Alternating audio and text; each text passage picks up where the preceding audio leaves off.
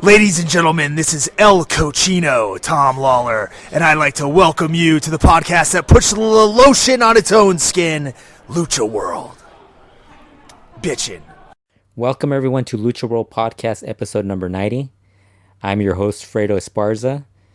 This week I'm going solo because Kurt is still enjoying retirement. He's still getting a little used to everything he has to do. As far as, I don't know, I think he's enjoying his time right now. Seeing old friends again, getting caught up on housework and everything that, everyone does once they're retired. He should be back for the next podcast, which will be an episode of the Lucha Classica podcast. We'll be covering the career of Pirata Morgan from his beginnings in Lucha Libre to how he lost his eye, his time in EMLL as part of Los Infernales, Los Bucaneros, his feud with Vampiro, his departure from EMLL, joining AAA and becoming part of Los Consagrados in that promotion, and then basically becoming an independent, working for IWRG, and his feud with Cepillín. Everything's going to get covered, or at least we'll try to get covered on that episode. So if you haven't joined our Patreon page, please do so. That show's going to be fun to do. It's pretty much, I think it's probably going to be as good as as the LA Park episode that Dr. Lucha and I did. I haven't really done much on Patreon because I've been having a lot of issues. Nothing too serious. Just, during the holidays, I was sick for a bit, had the flu. Then I had a bout of food poisoning. I mentioned this in the last podcast. And then in the last 2 weeks, my computer started having issues. Had to get that fixed. And now we're pretty close to being normal. So we should start. We'll be picking up on everything as far as that goes. And actually, we'll probably be doing some interviews also in the upcoming few months. I know we're going to try to go to one of the bar wrestling shows that is going to have Penta, El Cero M, Ray Phoenix, and Taya on. Hopefully we get interviews with them. I think I saw that they had more people on it, but it's the Impact and ex-WWE people. We're not really interested in those people, really. A lot of news to get to as far as what's been going on in Lucha Libre. We're going to start with CMLL because that's really where the big news is coming up. Actually, AAA has a lot of news too, but CMLL, their news is is going to be, their next big show is going to be happening rather soon. March 16th, Homenaje a Dos Leyendas. This is their first big event of 2018. And they made a couple of announcements on a press conference on Wednesday, which lasted about 2 hours. As usual, they pretty much wasted about an hour on all the other on recapping all the news that they had previously already done. They spent a couple of I think a half hour with Volador Jr. and Ultimo Guerrero. The only good part out of that was Volador Jr. getting asked again by reporters about Caristico, which he referred to. He got very upset and told the reporters to stop treating Caristico like a martyr, and because he was going to bite their hand when he turns on them. You always get those type of things. That's the one highlight of their segment. They just talked about the tournament. But Dos Leyendas, the two newsworthy top things that came out of that were Mil Mascaras will be the honored legend on that show. They showed a video clip of him thanking CMLL and Paco Alonso for the honor, and he also talked about how, I think he brought up something about, he basically gave a little background on himself, which I think the last time they did this, they had about 3 or 4 videos where, Villano 3, when Villano 3 did it, he did 3 or 4 videos where he talked about his career. So Mil Mascaras is going to be up for that. Not only is going to get to do 3 or 4 videos talking about himself, but he's going to get to be on Informa and talk about himself, his favorite topic. That should be fun. And, he deserves it. We were just talking about this, Kurt and I, about how, a lot of fans, they hear the stories of him being difficult to deal with, and, as far as being fan friendly, and, how much he likes to talk about himself, and really and then you hear a lot of wrestlers talk about how difficult it is to work with him. But a lot of us who are fans maybe caught up to watching him later in his career. But if you watch a lot of the old videos, especially the Japanese wrestling, All Japan Pro Wrestling classics, and a lot of the older stuff, and then you read a lot of stories about him on old issues of Boxy Lucha and Lucha Libre and all those other magazines out of Mexico, you realize that this guy was really he really was a talented wrestler. I think as a fan, myself personally, I started watching wrestling in the 83, 84, and by that point he had already been in the business for about 20 years or so. So, you can't really expect him to be as good as he was, as a young man. And the funny thing is he's still going. I mean, he's still active. I wish he wasn't, because, I think what was it, maybe like 4 or 5 years ago, his physique has really deteriorated, and that's just because of age. And, you kind of wish he kind of just would do appearances and not try to wrestle. But, Dory Funk Jr. also wrestles, and at least Mil Mascaras had the sense to cover his body up, and I don't know what Dory Funk Jr. is doing, but, these guys are legends. It's their lives. They could do whatever they want. The other big news for the Dos Leyendas card that was announced was the main event would be a mask versus mask match between Angel de Oro and Cuatrero. This has really been probably their CML's big feud, although you really wouldn't think it's their big feud, because it's kind of like in a group of feuds that have been going on since probably really the Angel de Oro, Niebla Roja, and then you insert random trios partner, be it Stuka Jr., Rey Cometa, or Soberano Jr., or someone. But they've basically been wrestling a lot against the new generation Dinamitas since post anniversary, really. So they've kind of been, and then Cuatrero and Angel de Oro had their singles match in Fantastica Mania, where Cuatrero won the CML World Middleweight title from Angel de Oro. A good match, but they've been building it up since they've returned to Mexico, and I think they've done pretty well. I think a lot of people kind of thought that a lot of people might think it's a little too soon to do it at Dos Leyendas. And I kind of think it would make sense to have it more on anniversary, just because I don't know what else they could do for the anniversary that can top that. They could go with two young guys that they could build up again during that time period. But, my guess is they're probably going to go with veterans for the anniversary show, or maybe who knows, maybe they'll do the Mystico Mephisto match, or Mystico Caristico, which I doubt that they would do that. I would guess they'd probably do something hair related more than anything else. But I don't mind Angel de Oro Cuatrero being done sooner, just because it's if we saw anything if we learned anything from the Niebla Roja Gran Guerrero feud, that it was better for them to get to that sooner, because they started with that with Niebla Roja and Ultimo Guerrero.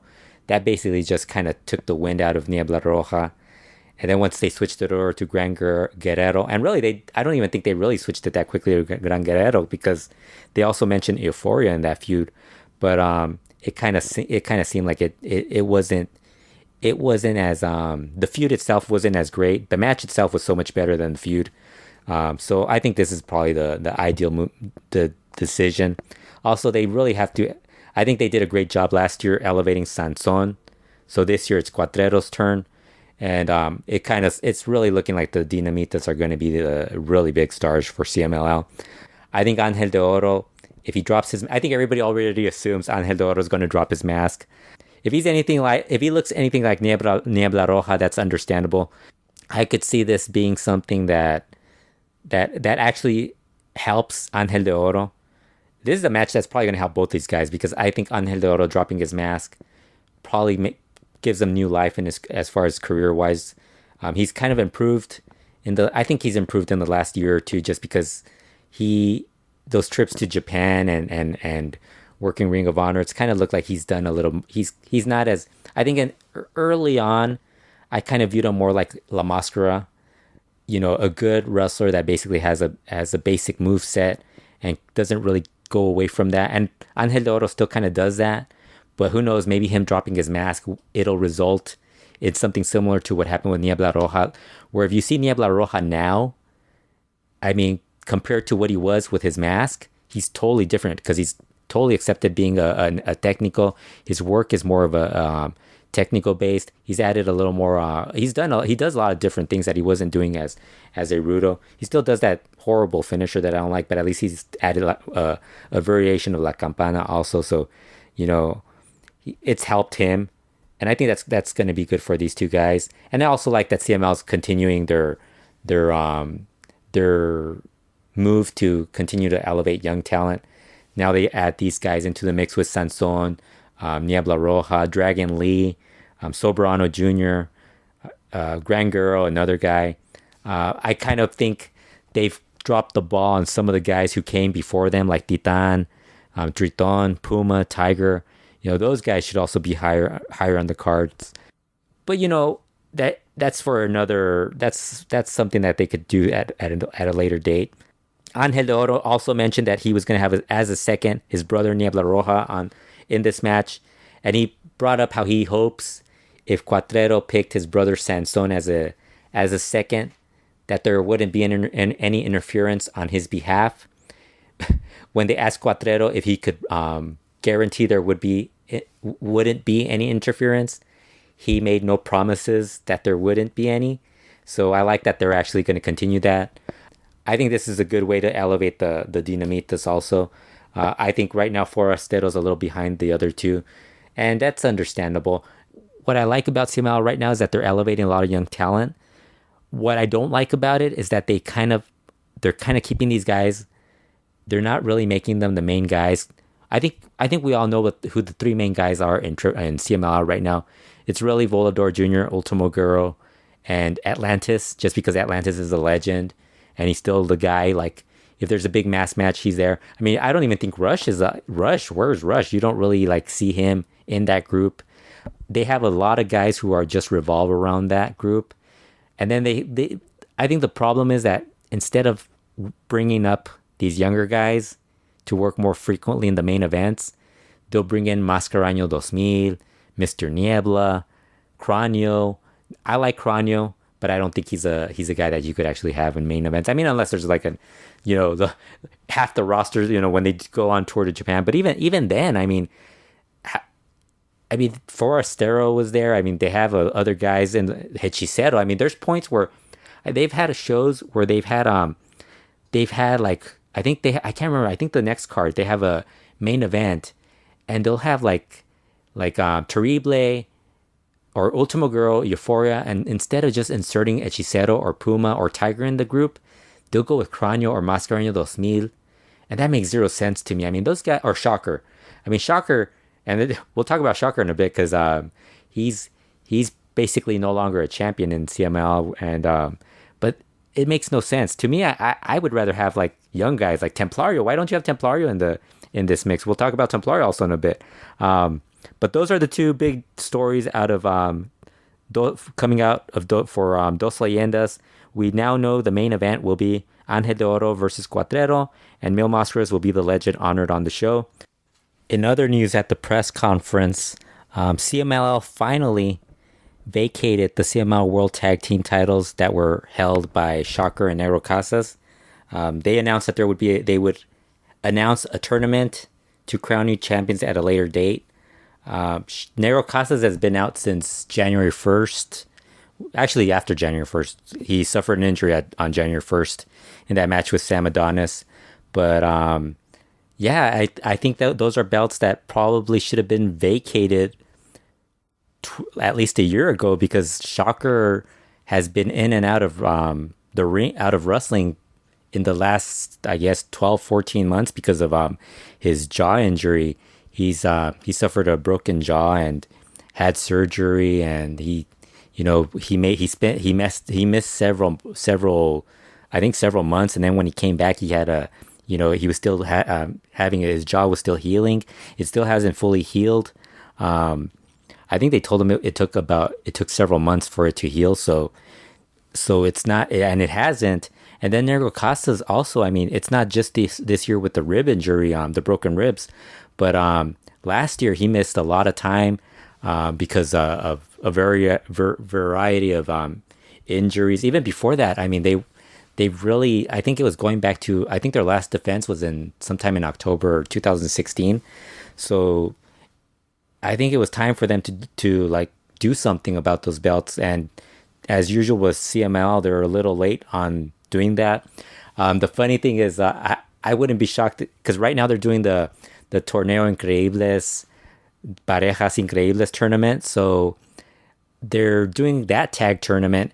And then after Dos Leyendas, either late March or early April, they'll probably do the Gran Alternativa tag tournament.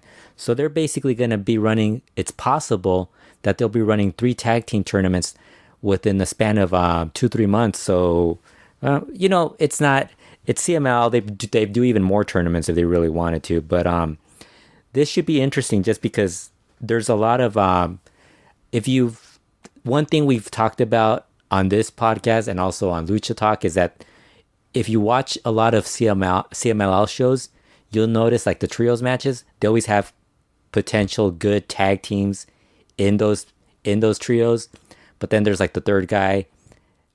Usually it's like with on the Rudo side, it's usually you already know who it is, like Mascaras 2000 or somebody like that. But there's always one guy that shouldn't be in that team. I'm curious to see who's going to be in the tournament. But I think the obvious team, they have a lot of family. They did the brothers tag team in Fantastica Mania. So it's possible that they'll just add that. I was just thinking about some possible tag teams that are that they could come up with.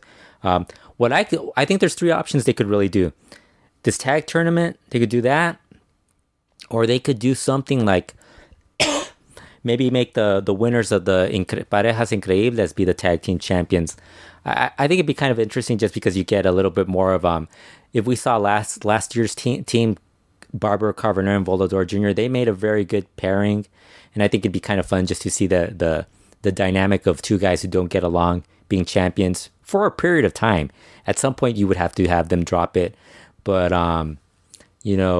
or they could also do the winners of the Parejas Increíbles final face like the Gran Alternativa finalists, where there's going to be a young guy on the other team. So let's say it's Volador Jr. and Ultimo Guerrero. Of course, they're probably going to be in that tournament anyway. So you'd have to figure out more or less who else, what veteran you would want on that other team. So you could probably do Volador Jr. Ultimo Guerrero versus, let's say, if they're trying to elevate Audace, maybe you have Audace team with I don't know, one of the other veterans, or maybe just have a team up with Dragon Lee or something like that. The other thing that you have to consider is CMLL. All these titles, you kind of have to prepare for the Universal Tournament. And I think if you look at the tag teams that could possibly be in this, I don't know if they want to have like maybe at least one or maybe both guys not be champions already. Unless they drop, they could always do that, have somebody drop the belts. But it's one thing, I don't think you could possibly have Sansón Cuatrero win the tag team titles. They already hold, Cuatrero already holds 4 titles in the promotion. Sansón holds 3. So they should be in the tournament. If you're going to do a tag tournament that's beyond, like more than 4, 8, 16 teams. I was just thinking of some teams. You obviously have Ultimo Guerrero and Gran Guerrero, Dragon Lee and Mystico, Sansón and Cuatrero, Angel de Oro and Niebla Roja, Puma and Tiger, Titan and Triton, Blue Panther Jr. and the Panther. You could have Rociel and Cancerbero. Maybe you elevate Audace and have him team up with one of the other guys, one of the vets. Maybe you have Virus in there. There's a lot of possible teams. You could have Mephisto and Hefesto. They always go with those. They always get thrown in these things also. But I kind of think ideally, I think Puma and Tiger, Titan and Triton, or Blue Panther Jr. and the Panther, a team that doesn't hold, or any other guys, a tag team that doesn't hold titles, maybe elevate those guys and move them up.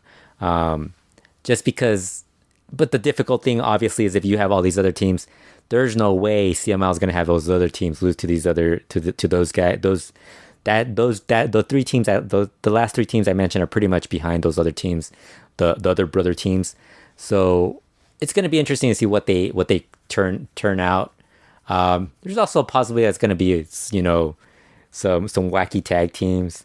I'm guessing we're probably going to see the Piroth Rush tag team in this. I wouldn't be shocked if they're the ones that win it, really. I mean, everybody thinks up all these great tag teams, and it's probably going to be Piroth and Rush because I don't think Rush has a title right now. So, let's all have our fingers crossed that it's not them. But you never know with CMLL.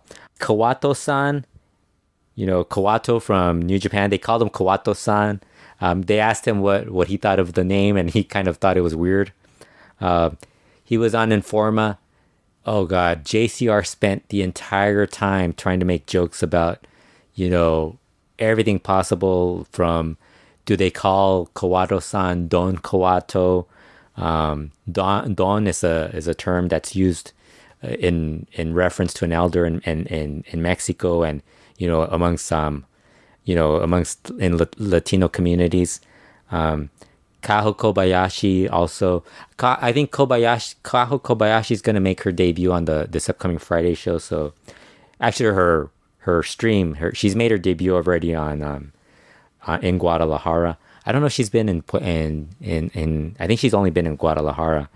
She might have been in Arena, Mexico. I don't watch Tuesday shows, so don't hold me to that. Kawato made his debut last Friday. He also wrestled on Tuesday's show. I saw the Friday match and he looked very lost, but he looked like he's got potential. They told him he looked physically similar to Tiger Mask. I think he kind of does as Satoru Sayama, but he's somebody that he shows some promise. He didn't look as bad as some of the other guys. Actually, he looked a lot better than the last two guys, Regine and Fujin, when they went to Mexico. He's probably going to be there for a while because they asked him how long he was going to be in Mexico, and he said he was going to be as long as he wanted to be, which if it goes well, I'm guessing it's going to be an extended tour of Mexico. If he's not used properly, like Fujin and Rajin, I wouldn't be shocked if he leaves sooner and maybe gets to go to Ring of Honor or another place. But yeah, I think both of them look like they're really nice additions to CML for this year. The other thing that CML's been doing, they've been building up a Virus versus Audace feud on their shows. Audace has looked really good in these matches. You could tell this guy has a lot of potential. He's already better than a lot of the guys that I think he's in that group with Soberano and Dragon Lee as guys who really show a lot more promise than like the Mysticos and a couple of other guys that they've tried to elevate. Although I think Mysticos actually looked a lot better since, in trios matches, he's never really going to be a great singles wrestler. I think he's somebody that in a singles match, it's going to depend on his opponent. He'd probably have a really fun, heated match with Caristico, but other than that, it'd be hard for me to see Mystico at that level. But Audace, he looks good.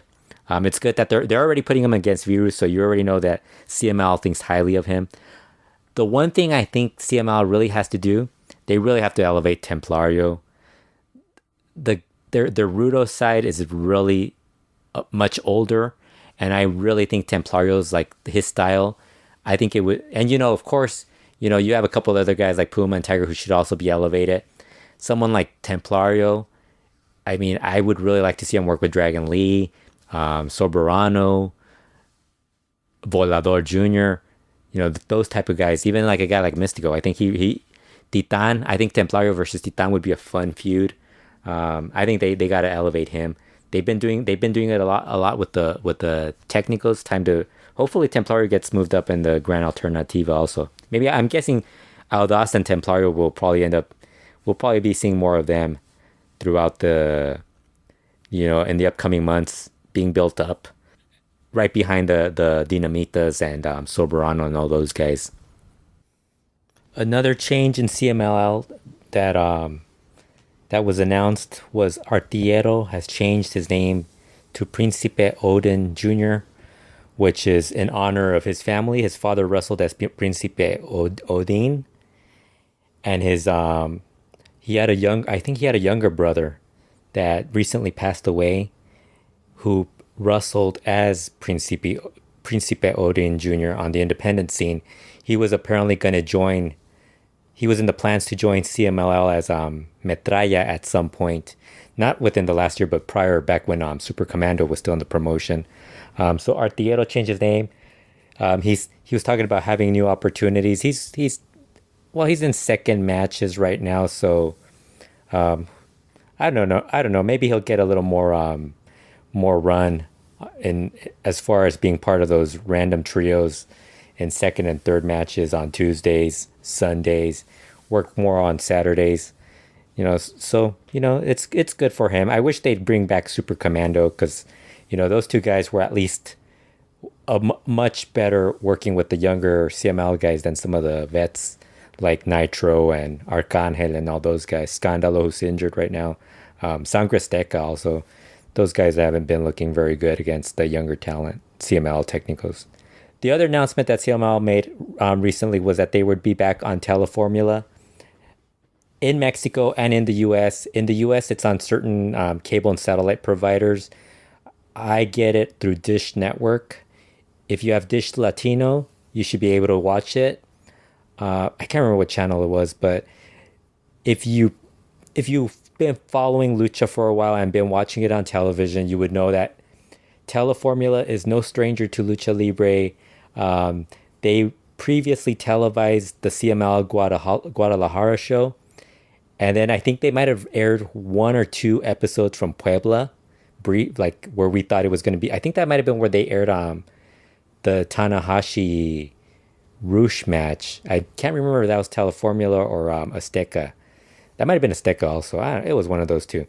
Anyway, right after that, they switched over to IWRG, and whoa, was that a horrible viewing experience. Basically, what we would get is we would tune in at the top of the hour to watch IWRG. The show leading into it would still be on, or they would go into this really long commercial break that would sometimes last 5, 10, 15 minutes. Usually it was within 5 minutes. But then they would end the show abruptly, not at the top of the fall at the end of the hour, but maybe 5, 10, 15 minutes early, and they wouldn't they would cut off. You'd get the first two falls, then you wouldn't get the third fall of a match. You would think, okay, maybe they're going to come back to it. Somebody screwed up at that TV network, and nope, they never would come back. I know there's a lot of stuff that I think there was like a race car show that they started airing after, and it was horrible. Hopefully this doesn't happen. They had a representative from Teleformula on CML Informa, and he was there talking about how excited they were to have CML back on that network. Maybe it airing in Mexico and then airing also in the United States, that might actually help. I doubt it, but you could always hold out hope. They're going to be airing the matches from the Friday show. So really, if you don't want to see the live stream every Friday, you could watch it on there, or you could watch it on Azteca. I have a feeling that the Azteca, I don't know if it's going to continue airing on Azteca TV, because we have other news. Lucha Libre Elite is back, running in Arena, Mexico. They have returned to work with CMLL. CMLL seemed to be a little more behind it this time, as they kind of were. They had on Informa, they had Ernesto Santillan, who's the director of Elite. I think it's the two brothers that run Elite, and they also had one of the announcers, Gerardo Melin, and Ultimo Guerrero, and Golden Magic was back. I'm disappointed Golden Magic did not bring up how JCR told him he was in CMLL. If anyone remembers, 2 years ago, this was like a exciting moment, because for those who aren't familiar with Golden Magic, he's a really good independent wrestler, and at that time, we were kind of like, I think Mascara Dorado was in Japan at that point. I think he was coming back. He was coming back, because if I recall, Gran Alternativa came around the same time that I interviewed Mascara Dorada here in Los Angeles. So somewhere around that time period, they both, and then Dorado came back, and everybody was thinking maybe, at that time, nobody thought Dorado was going to go to WWE, but Grand Metalik. But Golden Magic was still there. I have to think he was there still around May. And then he kept working Elite shows. So everybody kind of figured, maybe if Mascara, now that, and the whole Mascara Dorada thing lasted so long that it wasn't really this big discussion. But I think a lot, once the rumbling started that he was possibly going to WWE, people were maybe thinking, maybe Golden Magic could be a very good replacement for him. That never happened.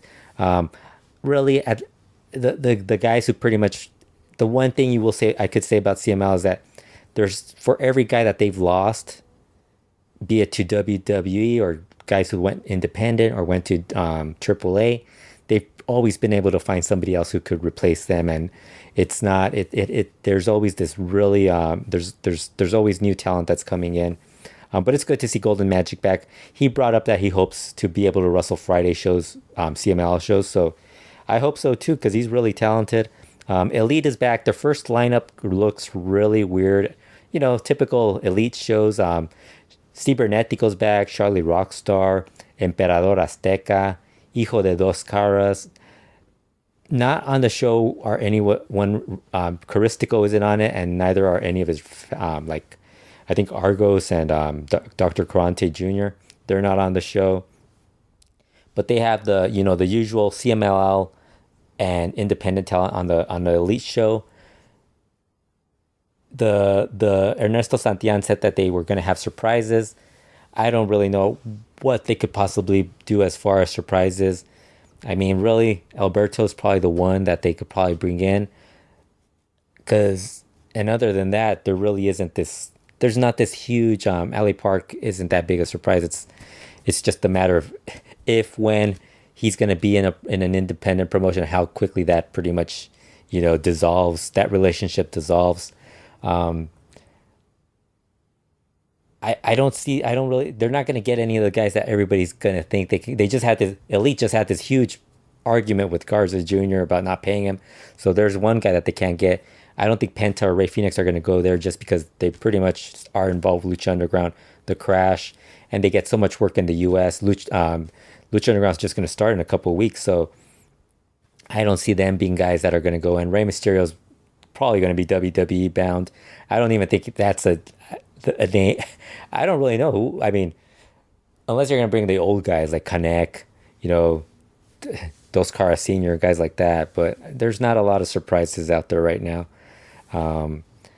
That's the big news with Elite. They're gonna be back on TV. They mentioned some digital channel in Mexico, and they mentioned a few times Azteca TV, but the digital channel's related to Azteca TV, and I'm not sure if they're gonna get the US Azteca TV time slot, but that's possible in Mexico also. So anything's possible, especially with this Teleformula and CML deal. It's really confusing. We'll probably have more on this at a later date once it starts airing, and I think it starts airing in like 1 or 2 weeks. This Sunday, February 11th, CML starts on Teleformula. So I would assume we would probably, and then the following week, Elite starts on that other channel. So who knows? Maybe we'll actually start seeing that on Azteca also. I want to get into AAA. I actually did watch Guerra de Titanes. If you heard Lucha Talk, we talked about that show. I just wanted to give a little, just more of a thought, just an overview of that show. If you didn't watch it, I would probably recommend you watch up to the first 5 matches. I mean, even that might be like something a little difficult for people, but I think the first 5 matches are perfectly fine. If you watch that up to the Psycho Clown Reyes Scorpion Bull Terrier match, stop after that. Once you see Maximo La Mascara make their AAA debuts, that's when you stop watching the show. Please stop watching, because after that you're gonna get this horrible AAA World Mega Heavyweight Championship match between Dr. Wagner Jr. and Johnny Mundo. That was horrible. And then if you still don't listen and decide to watch that, please just walk away from your computer, your television, wherever you're going to watch Twitch, wherever you're going to watch the show. Step away from watching the cage match between the Hijo del Fantasma Texano Jr. match. Horrible match. I mean, if after watching those last two matches, I don't even know why I even I mean, I thought the first 5 matches were good. I liked them. But those last 2 matches left a bitter taste, and I just thought that show was horribly booked. And the last 2 matches were horribly booked. I don't even care. Hijo de Dr. Wagner Jr. Turning on his dad, that was like not even the big story of that match, and it kind of seemed like a waste. First of all, it's a waste just because I don't really think Hijo de Dr. Wagner Jr. is very good. Vampiro being involved in all this mess, horrible. Hijo del Tirantes also got involved in the cage match, horrible. But the early stuff, Australian Suicide beating Lancelot to win the AAA World Cruiserweight title. This is going to lead to Australian Suicide defending against Hijo del Vikingo on the February 9th show. I thought that was a pretty good match. There were some moments where I thought it was kind of like it slowed down and it wasn't very good. But when they were really working a faster pace, it was really good. I liked it. And it was a good opener. More than anything, it was a good opener. Fabi Apache beating Lady Shani to win the AAA Reign of the Reinas title. Very physical match, stiff. Fabi was the commentators. That was the other good thing. The commentators on this show were Jose Manuel Guillen and Hugo Savinovich. It looks like the Mas Lucha crew is going to be handling the announcing for the Twitch channel and live events, the live TV tapings that AAA will be posting on there, will be streaming on there, and on some new channel called Space in Latin America and Mexico. They kept bringing up that Fabi was acting a little more ruda, and they basically have been treating Fabi more as a ruda. She acted more ruda in the TV tapings after this show. And I think this is something that's, I mean, who knows? Maybe this time around, this will be a good women's rivalry.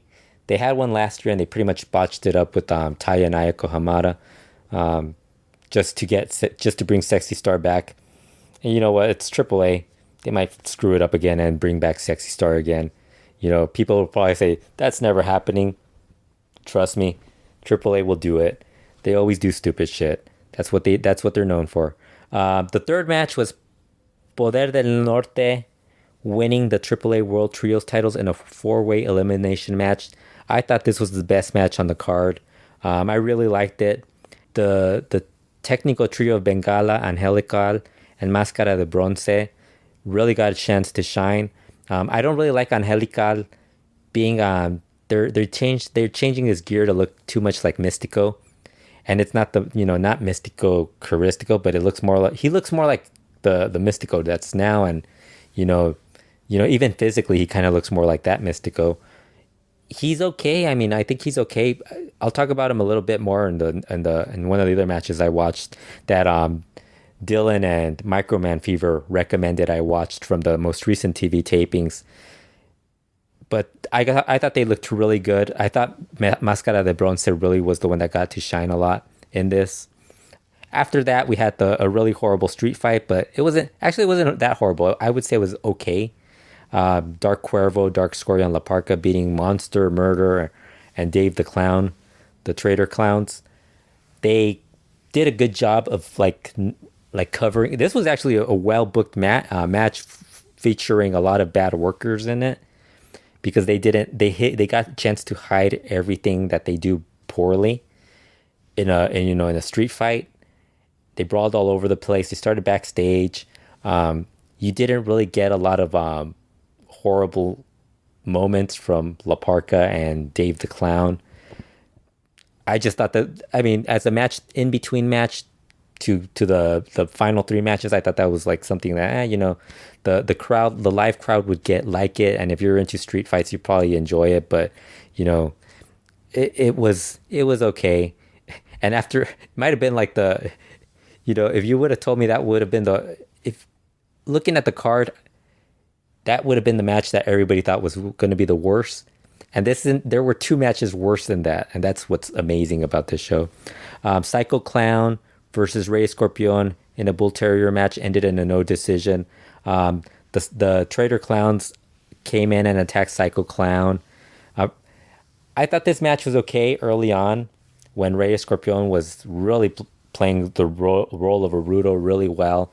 He refused to put on the chain around his neck to have the dog collar, the dog collar around, and they did some stuff that I thought was pretty cool. But as I think the final moments of it were a little, I think it went a little too long. And then they had a couple of people run in, masked men run in, and it was revealed to be Maximo and La Mascara. And congratulations to Maximo. He got the A back in his name. It looks like AAA is going to not give a crap about the copyright on that. I really hope whoever owns the Maximo name, and it's not CMLL. CML, actually, there was somebody else that owned it, and that's why they changed his name to Maximo Sexy. I think they're going to start calling him Maximo Alvarado, include his last name, which would work. Although on posters they're listing him as Maximo, but hopefully they get I hope AAA gets a little bit of the medicine they've been a little taste of what they were doing to Ray Phoenix and Penta, because that stuff still kind of is it's upsetting. So Maximo and La Mascara are basically now going to be teaming with Psycho Clown. They're going to be they're going to refer to themselves as the new Mosqueteros del Diablo. They asked La Mascara if it was over for the Ingobernables, and after the show, they had a interviews backstage, and La Mascara pretty much said, "Yeah, well, I'm here in AAA. It's pretty much, it's not. He can't do it over there." Yeah, I think Rush in Mexico, it's pretty much just been Rush that's been the Ingobernables. They've done a very poor job of dealing of what that faction has been like in the past, ever since Sombra left, really. And they never really, I don't think they've ever maximized the money that they could make off of that gimmick like the group in Japan has. The sixth match, Dr. Wagner Jr. beat Johnny Mundo to win the AAA World Mega Heavyweight title. I mean, these guys, they didn't gel at all in the match, and there was a lot of interference from Hijo del Dr. Wagner Jr. It was very confusing. Vampiro got involved, him being the ref. He posed a bit with Dr. Wagner Jr. early on. He actually was the one that won. Technically, he's the one that won the title for Wagner Jr., for Ray Wagner. The main event, disappointing. When you have Hijo del Fantasma and Texano Jr., Hijo del Fantasma beat Texano Jr. via DQ and retained the AAA Latin American title. Very disappointing match. Lots of interference from Hijo Tirantes, and then Bengala got involved. They ended the match really soon. They set up the mask versus hair match for Rey de Reyes, which is going to happen on March 4th. They could have gotten to that a little bit. They could have gotten to that a little better, and I don't know. I just thought this was a horrible way to end the show. Rey de Reyes, that should be a good match. But it's AAA. You never know what's going to happen. AAA also held a press conference recently, and they made some announcements. I think it was the day before that. The last TV tapings, which was February 2nd. I think it was on a Thursday that they did. The only reason I know that it happened that day was because that was the day I took my computer to get fixed. But the announcements they made for Triplemania 26 were Lady Shani versus Fabi Apache in a mask versus hair match. And they also announced that they would have a 4-person poker de poker aces cage match where everyone will put their mask or hair on the line. And the first person announced being in that match would be Psycho Clown. The second person will be the winner of Hijo del Fantasma versus Texano Jr. from the Rey de Reyes match. And then there will be 2 more people in the match that I guess they'll be announced later on. So, but Dorian Roldan started trying to get at least one spot filled this past week. When he started, there was a fan who brought up, who tweeted to LA Park that he wishes that LA Park would get to work in AAA or CMLL, get a big match either against Rush or maybe against Psycho Clown, or I don't remember who else he said. I think he said a couple of other people. And LA Park, of course, said, hey, I would love to do that, but those they're not offering me, they're not inviting me and all this stuff. So then Dorian Roldan responded, well, you're invited to Triplemania if you want to be part of the Poker de Aces match. So that led to a bunch of interaction between them and the fans. So Dorian's pretty much, he's kind of left that out there as a possibility. When he tweeted that to LA Park, he also included Psycho Clown, Hijo del Fantasma, and Texano Jr. I don't know if that was because he included them, or he had to have done it because they weren't on the top of the tweet. It was at the bottom. So I don't know. I mean, is Texano Jr. going to be in this? It'd be pretty hilarious. It'd be a very AAA thing to do, to have Texano Jr. lose his hair twice in 2018. Because I think he's going to lose. I think he's going to lose the match to Hijo del Fantasma. As I mentioned, AAA's TV tapings are airing live on Twitch from now on. So I think that's a great move, even though I don't plan on watching all their TV tapings, because it's not that I have better things to do. I just don't want to waste my time watching that show. Just reading the results are confusing enough. Watching it, I don't really want to spend my day watching Dave the Clown versus La Parka matches and stuff like that. If there's a good match, I'll watch that. And usually you could tell what's going to be the good match, because this goes back to AAA, going back to 98, 99, 2000. You could tell what the good match was going to be, and it usually was the undercard match. And that continues in 2018. An undercard match is always the way to go when you're going to watch AAA.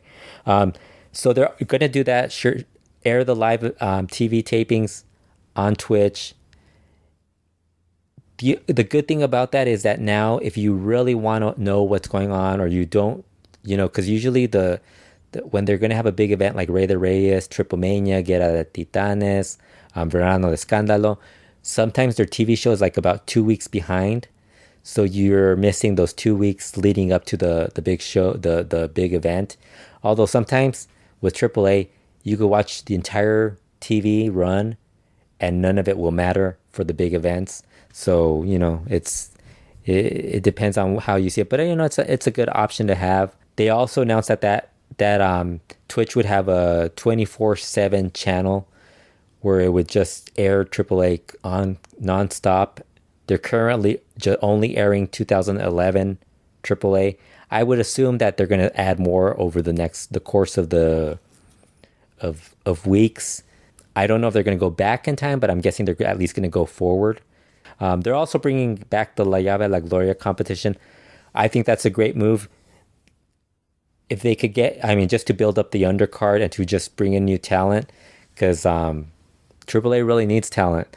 When you have Dave the Clown and Monster Murder Clown, especially to send talent out to the independent promotion that work with AAA. When you're using Dave the Clown, Monster Clown, Murder Clown as main event, and Joe Leader in main events, that's trouble. I know there's a couple of promotions that are running tribute shows honoring Perro Aguayo Jr., and they're both using AAA talent.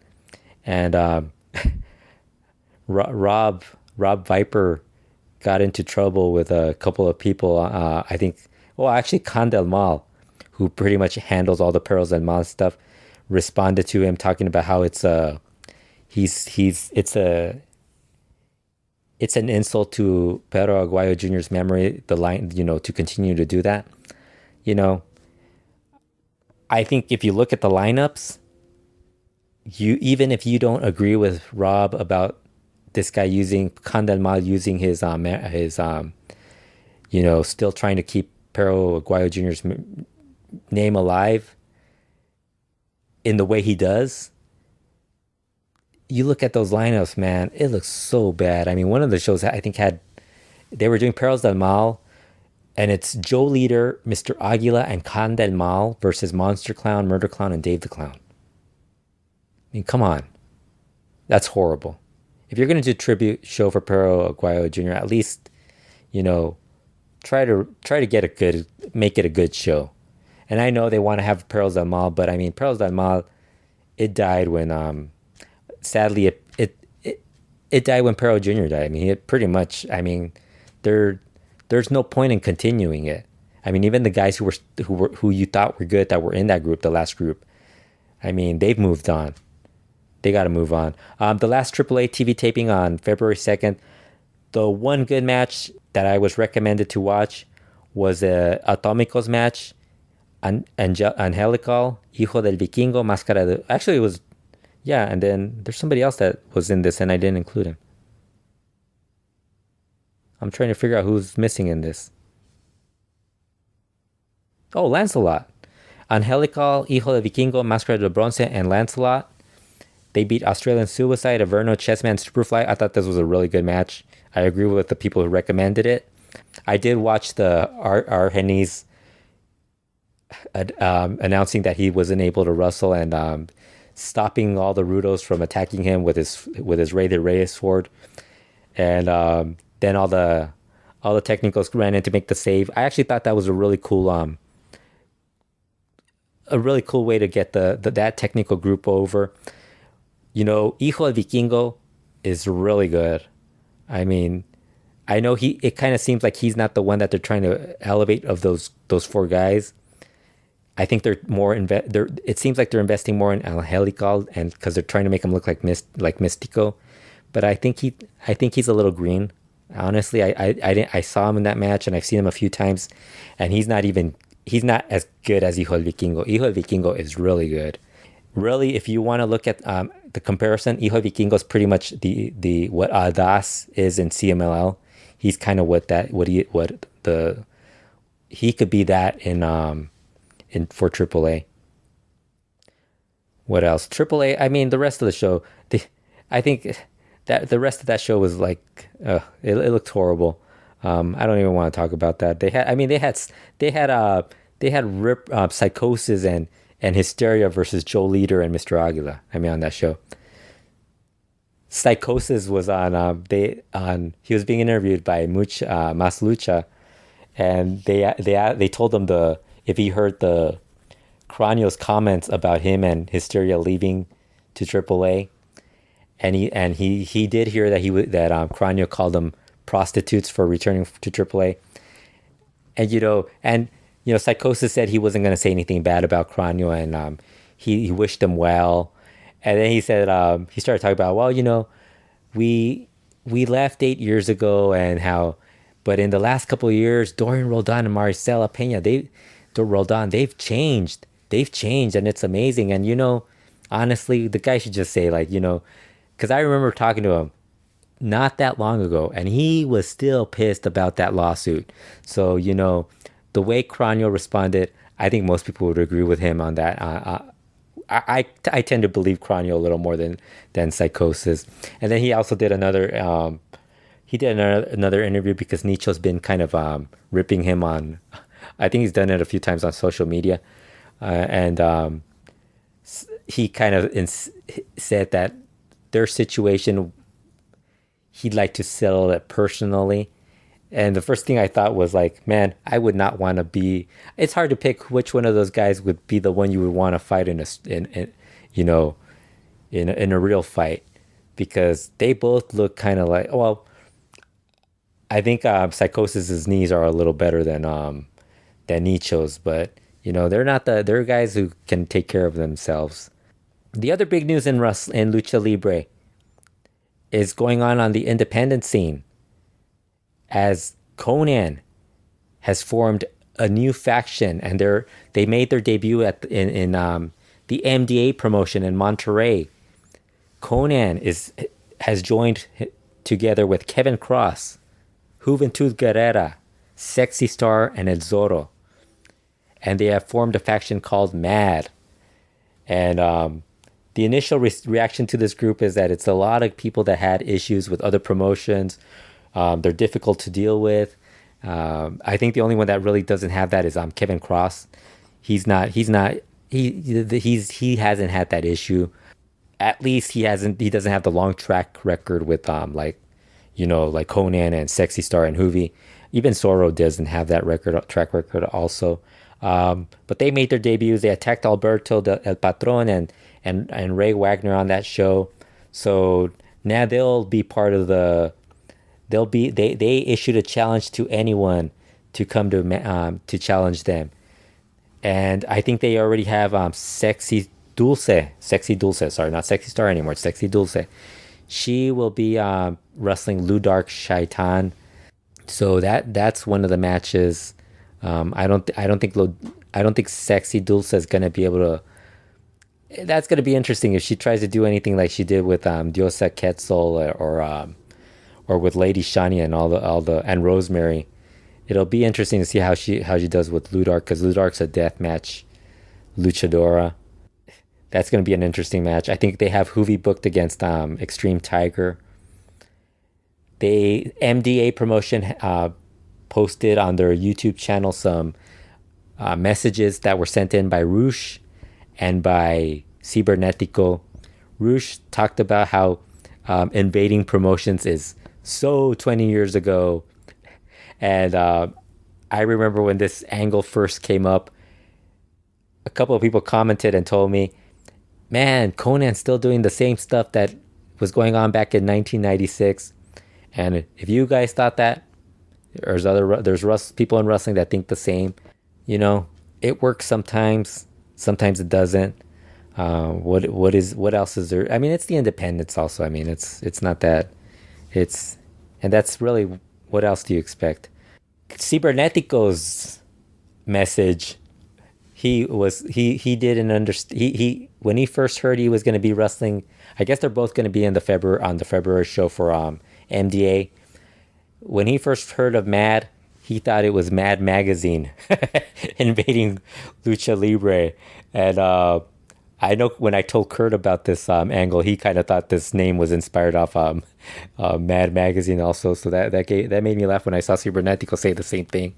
So Cibernetico and Kurt have they have the similar thinking on this whole angle. Then Cibernetico kind of like tried to figure out what Mad meant. This is gonna be a interesting angle. I have no idea what's going on with it. It's on the indies, so really we're not gonna really get to.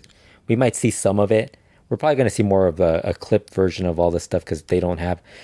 MDA doesn't have television, so it's not something that's gonna be like a regular thing that we're gonna get to see. I'd be curious if this would actually end up in Elite, because you never know. I mean, Elite would be crazy enough to, but that's like a long. I mean. Konnan's still on that CMLL, on Paco Alonso's shit list. So I don't know. That's going to be something that's going to have to. I don't see that ever happening. At least not at the moment. But and that group really. I mean, I don't think that's pretty much as bad as the Bizarros really, or Charlie Rockstar with Cibernetico and Electroshock, whatever that group's. I think that's pretty much the Bizarros. I don't even know, but yeah, that's what's been going on. I think a lot of the news that's been going on. We're gonna have a pretty busy March, really, because you're gonna have Rey de Reyes and Dos Leyendas, and they've already announced some interesting matches. Both promotions, of course, CML with the mask match and AAA with the mask versus hair match. I think it's gonna be. I think. The only problem, I think the CML show, Dos Leyendas, it's going to be good. I worry about AAA's Rey de Reyes because they just can't, like, they always have to do this thing where they have to do interference, they have to do clusterfucks, they're going to have Vampiro involved. If they just kept it as, just let the guys do their things, you could do an interference in one of the other matches that nobody cares about, like, if there's La Parca or somebody like that. They also, the next TV, I think it's the February 25th TV tapings for AAA. They're gonna have qualifying matches for Rey de Reyes for the tournament, and they have like 5 matches, and they're all like, I think they're all trios, and tag matches. I think there might be a singles match in there, but they're all like, nobody understands if it's going to be like one person, like, if the guy who gets the pin is going to be the one qualifying, or if it's going to be like the teams that qualify, the winning teams qualifying. We don't even know the main event's going to be. It's all like confusing and everything. But I kind of think if AAA just kept themselves, like if they actually said, you know what, let's not have Imperial interfere, let's not have Hijo del Tirantes be a part of this, be like so, biased in this, it would be so much better. But that's not going to happen. So why even, I always come back and watch AAA. I'm going to keep watching AAA's big shows, but the trouble with these shows is that you always expect them to at least be good, and there's always one thing that just really annoys me on these shows. So Guerra de Titanes, I thought was really like something that they could have done a little more with, and it just looked really bad. Well, like I said, Kurt will be back on the next podcast. It'll be the Lucha Classica podcast. We'll be looking back at the career of Pirata Morgan. We're both big fans of his. That's gonna be a fun show to do. What else? You could, if you want to listen to that show, you'll have to sign up to the Patreon page, patreon.com/LuchaWorld. Yeah, so that's our show. Thanks again for listening.